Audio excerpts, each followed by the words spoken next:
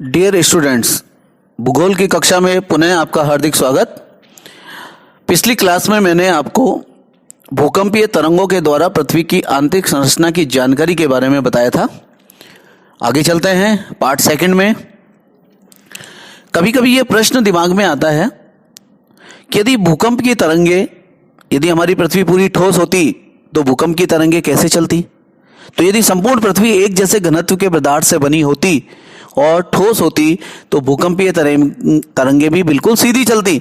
किंतु जब सिस्मोग्राफ से हमने भूकंपीय तरंगों का अंकन किया तो हमने ये पाया कि सीधे मार्ग में नहीं चलकर इनकी जो आकृति है वो बार बार जिगजैग हो जाती है, बार बार बदलती है। इसका अर्थ है कि पृथ्वी के आंतरिक भाग में एक समान मटेरियल नहीं है। जैसे उदाहरण के लिए ऊपर वाले भाग में यदि 6 किलोमीटर प्रति सेकंड की रफ्तार से चल रही है तो अंदर वाले भाग में आते आते ये 13-14 किलोमीटर प्रति सेकंड की रफ्तार से बढ़ जाती है। इसका मतलब भूकंपीय तरंगे जिन पदार्थों से टकराकर निकल रही हैं उन सब पदार्थों की आवृत्ति फ्रीक्वेंसीज अलग अलग है, अर्थात पृथ्वी एक समान मटेरियल से नहीं बनी है। आगे जब इनको हम देखते हैं भूकंपीय तरंगों का हम चित्रण करते हैं तो ये सीधे मार्ग में नहीं चलकर कैसा चलती है, वक्राकार मार्ग में अवलंबन करती है। इससे प्रमाणित हो जाता है कि पृथ्वी के भीतर घनत्व में भिन्नता है, बिल्कुल, और इसी कारण ये परावर्तित होकर बार बार वक्राकार हो रही है। आइए आगे बढ़ते हैं हम। जैसा कि मैंने पहले कहा था आपको कि पी तरंगे हैं ठोस, तरल और गैस, तीनों ही चीजों में, तीनों ही माध्यम में चलती है। लेकिन एस तरंग है उसका स्वभाव है कि वह तरल में होकर नहीं चलती है। एक विद्वान हुए ओल्डहम, उन्होंने 1909 में यह प्रमाणित कर दिया था कि भूकंप के जो केंद्र है उससे 120 डिग्री की दूरी पर एस तरंगे हैं वो लुप्त हो जाती है। कितने डिग्री पर? 120 डिग्री पर एस तरंगे हैं वो लुप्त हो जाती है तथा इस क्षेत्र में पी लहरें भी दुर्बल हो जाती है। पहले जहां इनकी गति 10 किलोमीटर प्रति सेकंड है, यहां आते आते 4 या 5 किलोमीटर प्रति सेकंड हो जाती है, यहां दुर्बल हो जाती है। दिए गए चित्र आप स्क्रीन के ऊपर देख रहे हैं, एक चित्र बनाया है मैंने जहां पर आप देख रहे हैं पी और एस लगातार एक दूसरे के साथ चल रही है, लेकिन जैसे ही कोर वाला भाग आता है पी तरंगे टकराकर और अपनी गति को कम करती है और फिर अचानक बाहर जब निकलती है वापिस से मेंटल और क्रस्ट वाले भाग में इनकी गति बढ़ जाती है। लेकिन एस तरंगे दोनों ओर डाइवर्ट हो गई हैं। इट मींस पृथ्वी के अंदर कोई ना कोई ऐसा भाग है जहां पर एस तरंगे नहीं चल रही है। और जैसा कि पिछले वीडियो में मैंने कहा था, एस तरंगे कहां नहीं चलती है? यस, जहां पर पदार्थ तरल अवस्था में है वहां पर एस तरंगे नहीं चलती हैं। तो अब हमारी बात प्रमाणित हो गई। भूकंप वह माध्यम रहा जिसने प्रमाणित किया कि पृथ्वी के आंतरिक भाग में तरल अवस्था में एक भाग मौजूद है। अब ये भाग कहां मौजूद है? ये भाग है हमारा बाहरीय अंतरतम, आउटर कोर। आउटर कोर जहां पर आकर हमारा घनत्व 10 अचानक निचली मेंटल से आउटर कोर में हमारा घनत्व 10 से बढ़कर 13.3 तक पहुंच जाता है। यह वो भाग है जो तरल अवस्था में है। अब इतना घनत्व होने का कारण क्या है? क्योंकि इस भाग का निर्माण लोहा और निकल जैसे भारी घनत्व के पदार्थों से हुआ है और पृथ्वी में चुंबकत्व के लिए भी यही उत्तरदायी है। ये दोनों तीनों चीजें आप नोट कीजिए यहां पर कि एस तरंगे तरल में नहीं चलती है, आउटर कोर हमारा वो तरल अवस्था में है, यह 2900 किलोमीटर से 5150 किलोमीटर की दूरी के बीच में पाया जाता है। इसमें निकल और लोहा के तत्वों की प्रधानता है और इसका घनत्व लगभग 10 से 13.3 तक हो जाता है।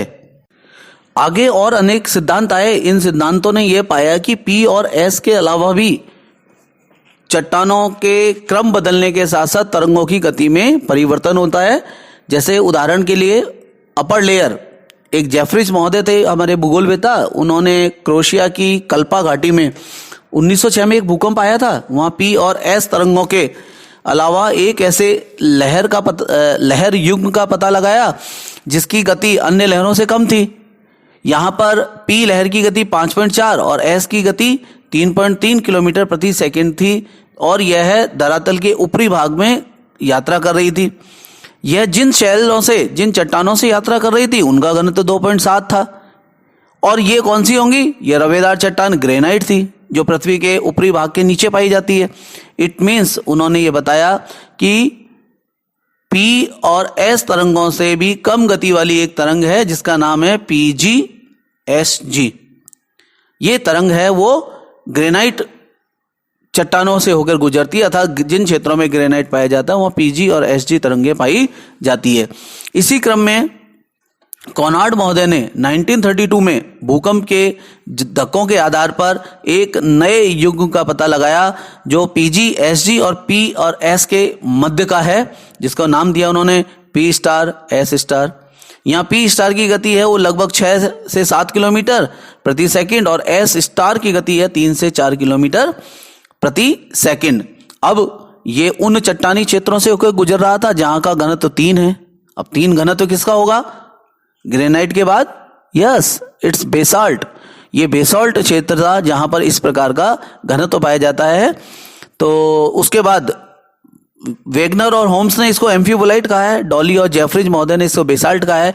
लेकिन बेसाल्ट और एम्फीबोलाइट ये वो क्षेत्र है जहां पर इस प्रकार की P स्टार S स्टार तरंगे पाई जाती है।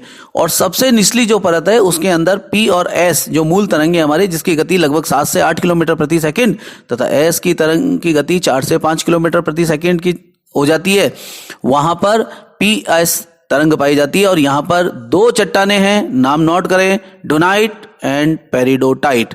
तो ओके स्टूडेंट्स, पहला ऊपरी परत जिसके अंदर चट्टान पाई जाती है ग्रेनाइट, घनत्व है 2.7। दूसरा बेसाल्ट जहां का घनत्व है 3 और तरंग पाई जाती है P स्टार S स्टार। और लास्ट तरंग पाई जाती है P और S जिसमें चट्टानें पाई जाती हैं डोनाइट एंड पेरिडोटाइट। यह 29 किलोमीटर तक 2900 किलोमीटर तक की गहराई में चलती है। तो इस प्रकार भूकंपीय तरंगों के आधार पर हमने पृथ्वी को 3 भागों में बांट दिया, ऊपरी परत, मध्यम परत और निचली परत।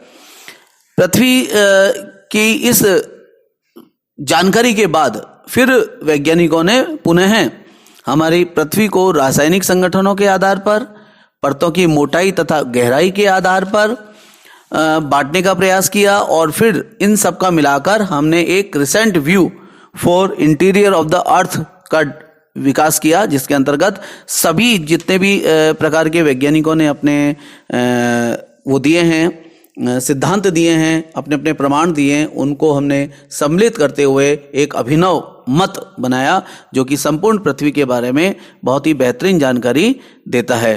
तो इस प्रकार इस वीडियो के अंतर्गत हमने 3 प्रकार की चीजें सीख ली हैं। पहला, भूकंपीय तरंगों से पृथ्वी की आंतरिक संरचना की जानकारी प्राप्त करना। दूसरा, P तरंगे ठोस में चलती हैं, तरल में चलती है।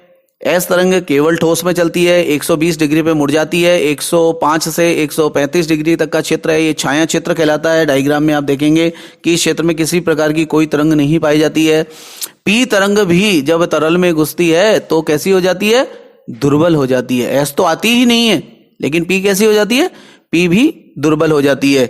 तो इस आधार पर पहली बार हमने ये तलाश किया कि पृथ्वी के अंदर एक भाग है जो कि बाहरी कोर है, वो कैसा है? वो तरल अवस्था में है। तो स्टूडेंट्स, उस आधार पे हमने 3 प्रकार की परतों को खोजा था। ऊपरी परत जिसके अंदर PGSG तरंग पाई जाती है, ग्रेनाइट से बनी है। दूसरी P स्टार S स्टार जो कि बेसाल्ट से बनी हुई है। और तीसरी PS जो कि डोनाइट और पेरिडोटाइट से बनी है। चलिए अगले वीडियो में हम पृथ्वी की रासायनिक संरचना और उसकी विभिन्न परतों के बारे में बात करेंगे। साथ ही हम देखेंगे कि मोटाई और गहराई के आधार पर विभिन्न विद्वानों ने किन किन शब्दावलियों का प्रयोग करते हुए पृथ्वी की आंतरिक संरचना को बताया है। प्रिय छात्रों, यह वीडियो बहुत ही महत्वपूर्ण है। क्योंकि एग्जाम में, कंपटीशन एग्जाम्स में भी बहुत सारे प्रश्न भूकंपीय तरंगों से संबंधित आते हैं, तो आप इसको ध्यान से सुनिएगा। उसके बाद आप क्या करें? अपनी नोटबुक में नोट करें। साथ ही जो किताब आपको बताई जा रही है, पूर्व में भी बताई गई है, भौतिक भूगोल, सविंद्र सिंह, एक अच्छी किताब है, आप परचेज कर सकते हैं। इसके अलावा 11th क्लास की NCERT की बुक से भी आप सामान्य जानकारी प्राप्त कर सकते हैं। तो आई होप इस वीडियो में आपको बहुत सारी अच्छी और नवीन जानकारी सुनने को और देखने को मिली होगी। Wish you all the best. अगला जो चैप्टर है वो हमारे मोहनलाल सुखाड़े विश्वविद्यालय के सिलेबस के हिसाब से बहुत ही महत्वपूर्ण है। पृथ्वी की रासायनिक संगठन और विभिन्न परतें। तो इस वीडियो के बाद अगले वीडियो का आप इंतजार कीजिए। Good day.